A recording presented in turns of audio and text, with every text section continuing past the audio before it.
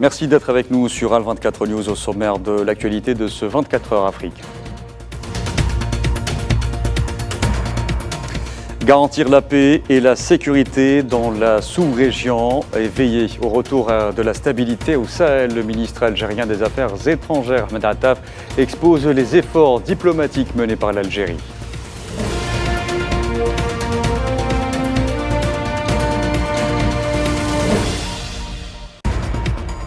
25 tonnes de hashish d'une valeur estimée à 50 millions d'euros saisies par les autorités espagnoles dans un camion en provenance du Maroc.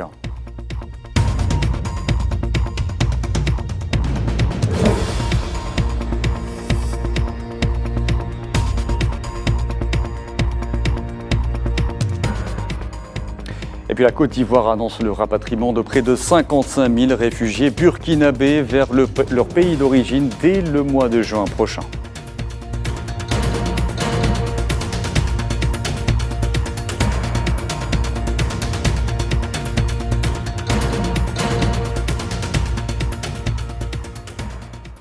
Bonsoir à tous. L'Algérie et ses responsabilités pour garantir la paix et la sécurité dans la sous-région, mais aussi ses engagements envers le retour à la stabilité dans les pays du Sahel, évoqués hier par le chef de la diplomatie algérienne, Ahmed Attaf. C'était lors d'une rencontre avec les représentants de la presse algérienne pour passer en revue les efforts diplomatiques de l'Algérie concernant plusieurs dossiers et questions d'actualité.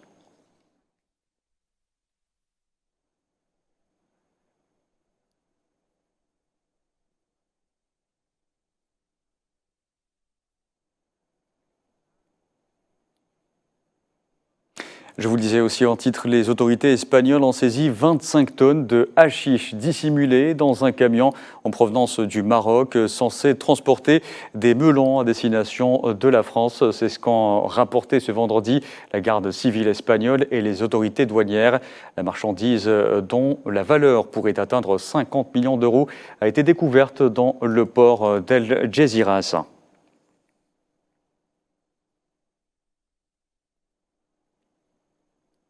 Un total de 70 personnes ont péri au Kenya depuis mars dans des inondations causées notamment par les pluies supérieures à la normale. Selon le porte-parole du gouvernement, Isaac Mwara, la capitale et des des comtés voisins ont notamment connu mercredi un violent épisode d'inondation qui a fait 13 morts et des disparus.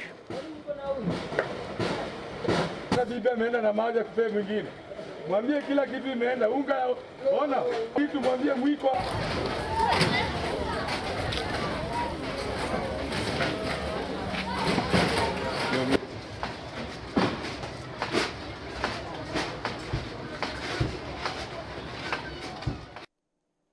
Et la République démocratique du Congo a enregistré 24 344 décès dus au paludisme en 2023.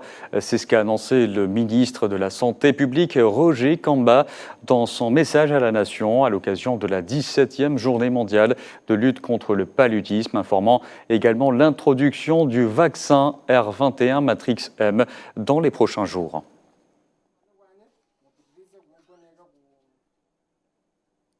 Allez, direction le Niger, où 6 soldats ont été tués dans l'ouest du pays lors d'une attaque menée par des terroristes lourdement armés. Selon l'armée nigérienne, l'attaque menée le 20 avril dernier a visé une position de l'armée à Toudoun Dimissa, dans la zone de Filingué, située dans la région de Tillabéri, à l'ouest.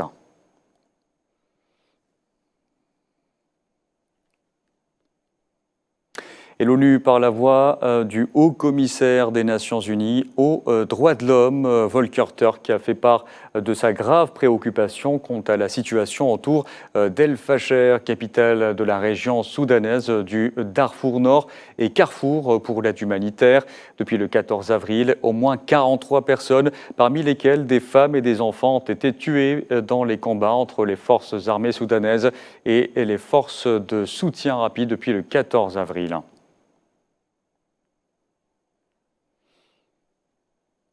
Et je vous en parlais en titre, la Côte d'Ivoire va rapatrier près de 55 000 réfugiés burkinabés vers leur pays d'origine dès le mois de juin prochain. C'est ce qu'a annoncé ce vendredi le ministre ivoirien de la Sécurité, Vagondo Diomandé.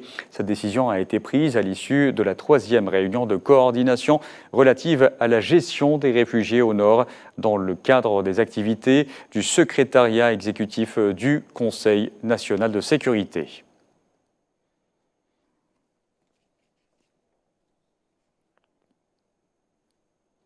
Toujours dans l'actualité aussi, l'armée somalienne a neutralisé plus de 30 terroristes Chebab dans une opération militaire menée dans l'état de Galmudug, au centre du pays, selon l'agence de presse somalienne Sona.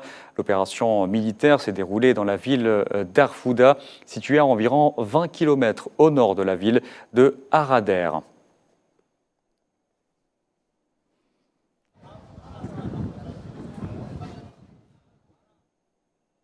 Et puis l'armée burkinabé, cette fois, a mené 2 opérations ces derniers jours dans la région orientale du pays qui lui a permis de neutraliser une 60aine de terroristes et de saisir leur logistique, selon des médias locaux faisant état de la découverte d'une base en construction dans la zone de Bangou, dans la région de l'Est.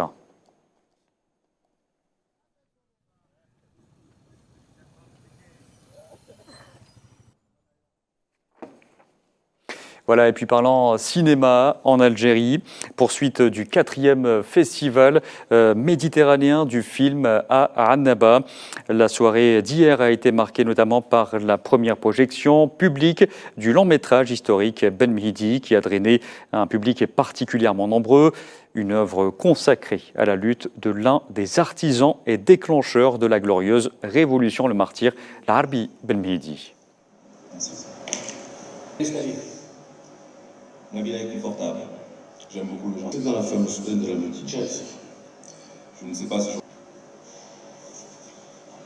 Dorénavant, on se réunira 2 fois par semaine. Comme ça. Quand t'es marié, vous devriez venir plus souvent au club. Moi, je vais à la lune pour 250 francs. Millions de malades qui doivent se soigner chez Gécha. Eh bien, donc vous pouvez rentrer avec nous si vous voulez. C'est bien. Vous savez, j'habite l'hôpital. Voilà, vous l'aurez sans doute noté, une autre œuvre a marqué les esprits hier à Annaba, celle dédiée au parcours de France Fanon. Voilà, c'est la fin de ce journal. Merci à vous de l'avoir suivi.